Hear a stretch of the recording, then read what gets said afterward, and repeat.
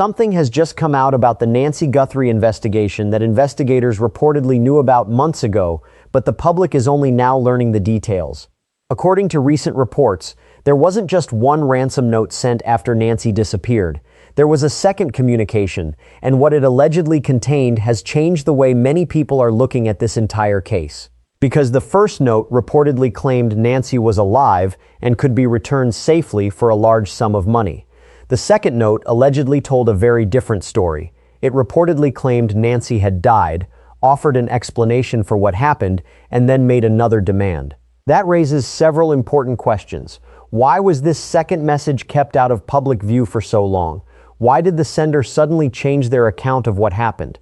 And if the claims in that message were true, what does it tell us about Nancy's final days after she vanished from her Tucson home? As most of you know, Nancy Guthrie disappeared during the early morning hours of February 1st, under circumstances that immediately concerned investigators. There were reported signs of a struggle, evidence that suggested she did not leave voluntarily, and growing concern among family members that something terrible had happened. Then came the first ransom communication. According to reports, the sender demanded millions of dollars and claimed Nancy was still alive. More importantly, investigators reportedly believed the message contained information that had never been released publicly, suggesting the sender either had direct involvement or direct knowledge of the crime. For a brief period, many hoped this communication might eventually lead investigators directly to Nancy. But then something else happened. Days after that first message, a second communication reportedly arrived, and according to people familiar with the case, its tone was completely different. Instead of making another demand from a position of confidence, the sender allegedly opened with an apology. Investigators reportedly learned that the message claimed Nancy had died while being held, and that those responsible had underestimated her medical condition. The note then allegedly offered to return Nancy's remains in exchange for money. If true, that changes everything. The first note describes a hostage situation. The second note describes a death. The first note promises a return. The second note explains why that return can no longer happen. Naturally, investigators had to ask a critical question. Was this message truthful, or was it another attempt to manipulate the investigation? One of the reasons this second note has generated so much discussion is because of what it may reveal about the person who sent it. Investigators reportedly spent significant time analyzing not only the claims being made, but also the language itself. Because words matter. The way a person communicates can sometimes tell investigators almost as much as the information contained in the message. According to reports, the sender did not simply state that Nancy had died and end the communication there. The message allegedly attempted to explain what happened. It reportedly claimed that Nancy's age and medical condition played a role and suggested her death was not intended. Whether that statement is true remains unknown, but investigators immediately faced an important question. Why provide an explanation at all? Think about that for a moment. If someone successfully carried out a kidnapping and believed they could never be identified, why continue communicating? Why take the risk of sending another message? Why provide additional information that could potentially help investigators narrow their search? Every communication creates risk. Every message creates opportunities for forensic analysis, linguistic examination, digital tracing, and investigative leads. That is why some analysts believe the second note may have been written under pressure. Not necessarily because investigators were closing in, but because something had happened that changed the original situation. According to this theory, whoever was responsible may have suddenly found themselves dealing with circumstances they had not anticipated. Again, that remains speculation, but it is one explanation investigators would have had to consider. Now here's where things become even more interesting. Reports indicate that investigators did not simply take the claims in the second note at face value. Instead, they reportedly compared the information in both communications against evidence they had already collected. That included forensic evidence, witness statements, digital records, and details from the crime scene itself. Investigators needed to determine whether the sender truly possessed inside knowledge or whether someone was attempting to insert themselves into one of the country's most talked about investigations. This is actually more common than many people realize. In major criminal cases, investigators often receive messages from individuals who have no connection whatsoever to the crime. Some seek attention, some enjoy creating confusion.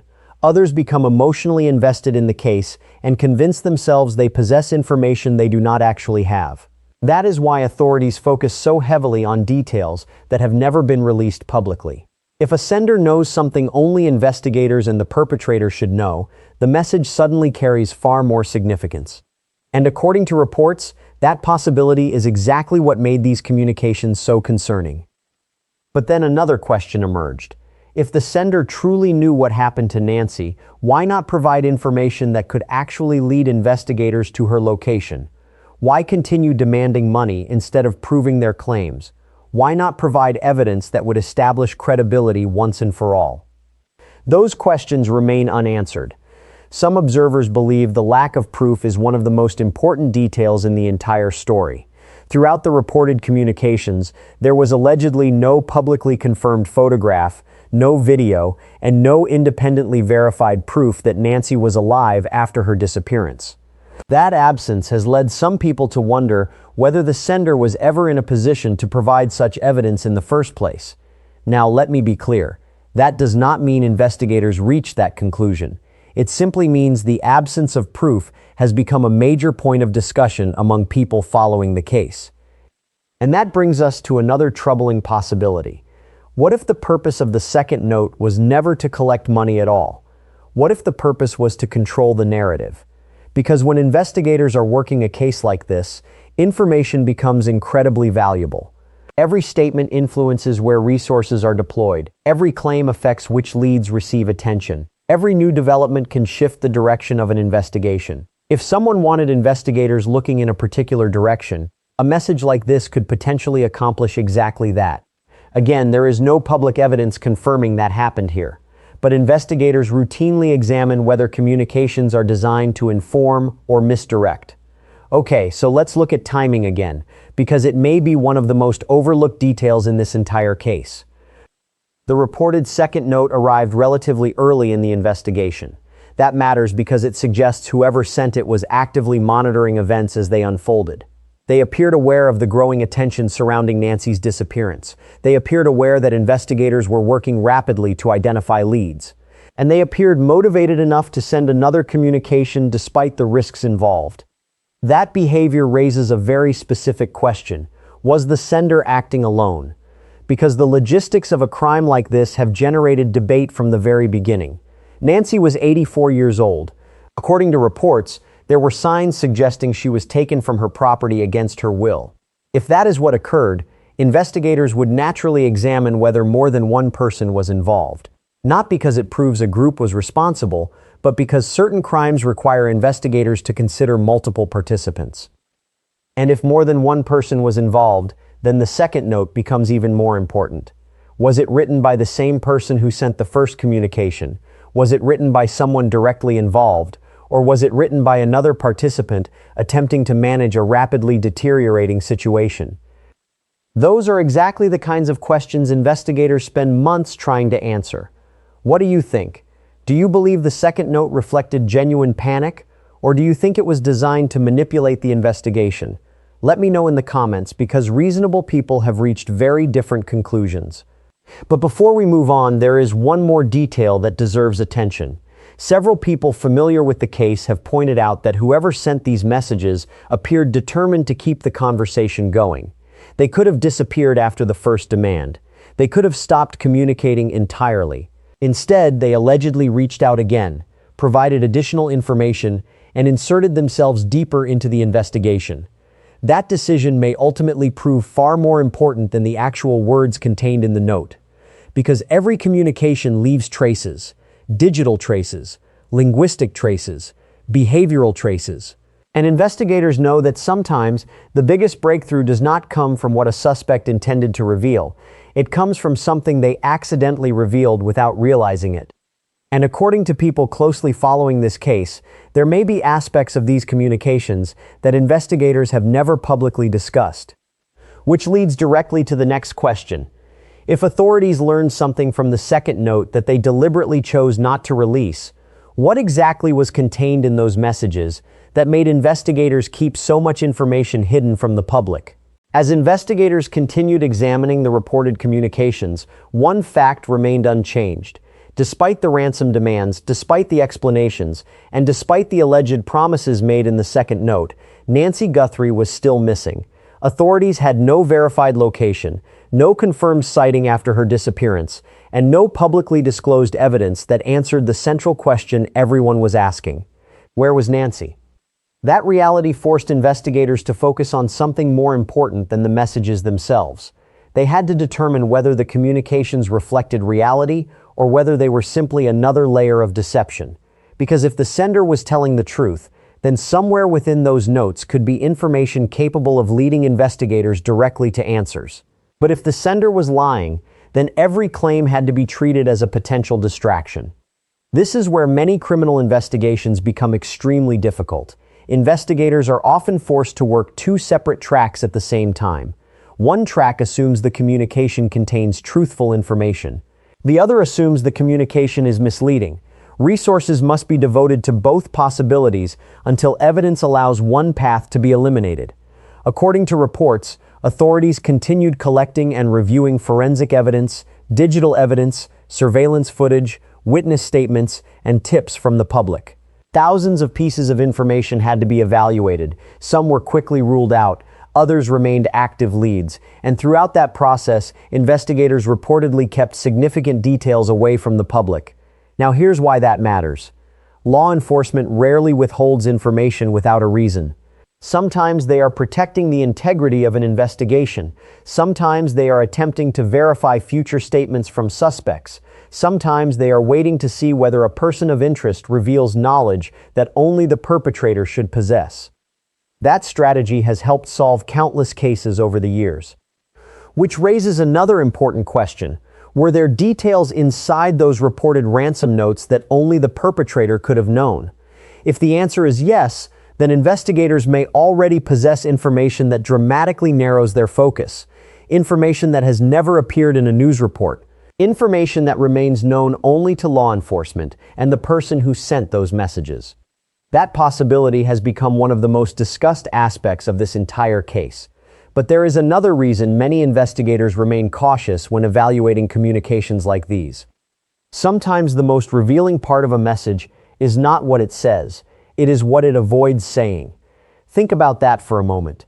If someone truly wanted money, they would typically focus on proving their claims. They would want the recipient to believe them. They would want credibility. Yet according to publicly available information, there has never been any confirmed proof released that established the sender's claims beyond question. That absence continues to raise eyebrows. Some observers believe it suggests the sender was operating from a position of weakness rather than strength. Others believe it may indicate that the messages served a different purpose altogether. Investigators have never publicly endorsed either conclusion, but both possibilities continue to be discussed by those following the case closely. Now let me bring everything together. An 84-year-old woman disappears under suspicious circumstances. Signs at the scene suggest something serious occurred. A ransom demand reportedly arrives claiming she is alive. Then a second communication allegedly arrives claiming she has died and offering an explanation. Investigators continue working the case while withholding significant details from public view. Months later, many of the most important questions remain unanswered. Who sent the messages? How did they obtain information reportedly known only to investigators? Were the claims in the second note true? Or was the sender attempting to manipulate the direction of the investigation? Those questions remain at the center of everything. And while theories continue to circulate online, investigators have repeatedly emphasized the importance of evidence over speculation. Evidence is what solves cases. Evidence is what separates fact from rumor. Evidence is what ultimately leads to arrests and answers. That is why many people following this case continue to focus on the physical evidence, the forensic evidence, and the investigative work taking place behind the scenes rather than the endless theories appearing across social media. Because at the end of the day, one thing matters more than anything else.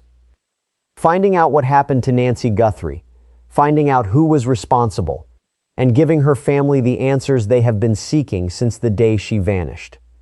The unfortunate reality is that some of the most important developments in major investigations occur long before the public learns about them. Investigators often spend months verifying information before they are willing to discuss it openly. What appears quiet from the outside can actually be a period of intense activity behind the scenes. And that is one reason many people remain hopeful that answers will eventually come. Because every communication leaves traces, every action creates evidence, every decision creates opportunities for investigators to learn more about the people involved.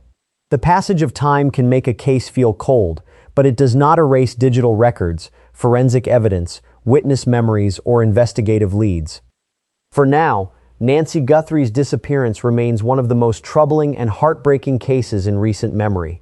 The reported second ransom note may have provided investigators with important information, or it may have complicated an already difficult investigation. We simply do not know yet. What we do know is that someone out there has answers. Someone knows what happened after Nancy disappeared. Someone knows whether the claims made in those communications were true. And until those answers are uncovered, the questions surrounding the second note will continue to linger. If you've been following this case, let me know your thoughts below. Do you think the second communication reflected genuine events, or do you believe it was intended to mislead investigators? I'd be interested to hear your perspective.